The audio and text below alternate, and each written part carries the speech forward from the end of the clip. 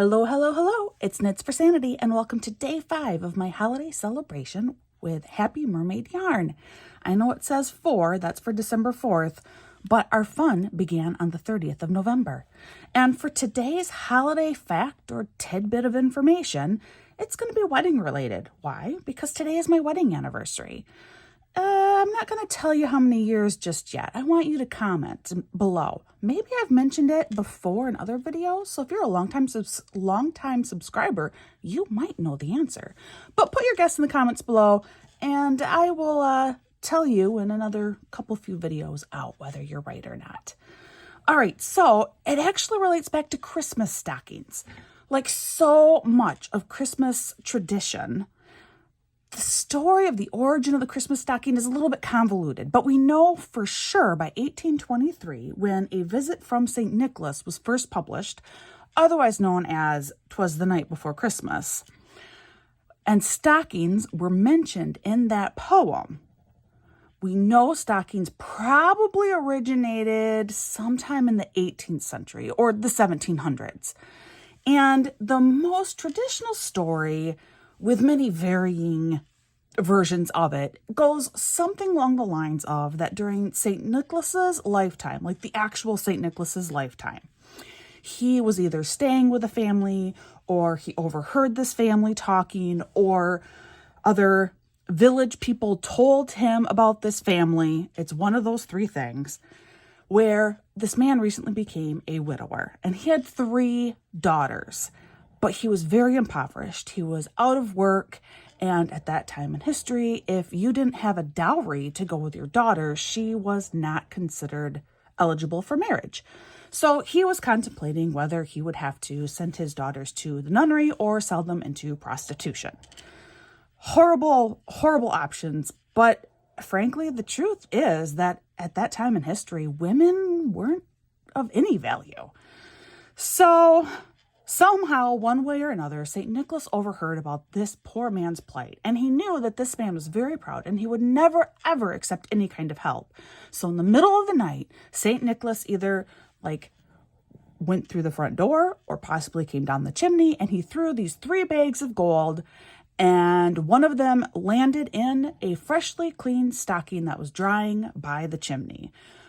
Or another story says that he intentionally put 3 bags of gold in these stockings. And the next morning, when the daughters woke up and they saw that they finally had money that could be used as a dowry, they knew that their futures were saved. And the old man was very thankful and relieved. So that's one story. Another possibility, because obviously this story makes no real sense, and I think it's probably completely invented. And another possibility that also has no direct connection at all may possibly relate with Odin. And in some Scandinavian countries, and the tradition is still held in Germany, the Netherlands, and Belgium, the idea is that children would put food for Odin's flying horse in their shoes or their boots and place those by the chimney to dry or at the foot of their bed. And, horse food. So straw, maybe a carrot, sometimes sugar cubes. And that Odin was so thankful he'd leave little treats for the children in their shoes. Maybe, but there's no direct connection to this story having ever actually existed prior to the introduction of St. Nicholas and children leaving treats for his reindeer in their shoes and boots. So we don't really know. Oh, and about those oranges, you may have seen old movies and stuff where children get an orange in their stocking. I remember when I was a kid thinking an orange. I don't want an orange. The idea is that in another version, when St. Nicholas left gold for these 3 daughters, it was actually in the form of a gold ball. And so people, in order to replicate this idea of the gold ball, because obviously getting a gold ball is kind of a pricey endeavor, they would leave an orange instead, which kind of looked like a gold ball. Or it could just be that oranges at a time and place in history were considered a luxury. It was very hard to get a piece of fresh fruit in December, much less an orange that would have had to have been imported to Europe. So there you go. That's all about stockings. Kind of. There's a lot more out there, but that's what I'm going to share today. On to our unboxing. Once again, same adorable packaging. I cannot wait to see today's color. I'm so excited. So excited. Oh, guys, they're doing okay. First, I love these mints, and I eat them. As soon as I'm done with the video, I eat them. Look at this. I have an angel cookie cutter.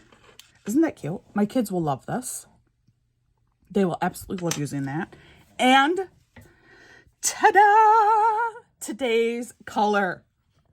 Oh, hope you can see this. In this mini hank, you actually have a variety of colors. Several different reds and purples, but there's a little bit of like green and brown in there too. Absolutely beautiful.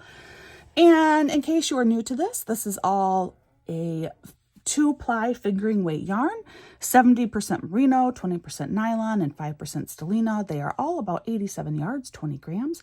And this one is called Cozy Up by the Fireplace. Oh, what a fitting name. I love this. And again, I got the sparkle set. You could do sparkles or no sparkles, and I love sparkles. It's just beautiful, guys. Check them out. This was an advent calendar that I had to pre-order back in June. So if you like this, definitely check them out on Instagram so that you can stay on top of what they are offering. And of course, I will link to their Etsy shop in my notes below. As always, please practice kindness this holiday season. And in return, I hope that you have a fabulous day, and I hope that you have a blessed holiday season yourself. And I will see you again real soon.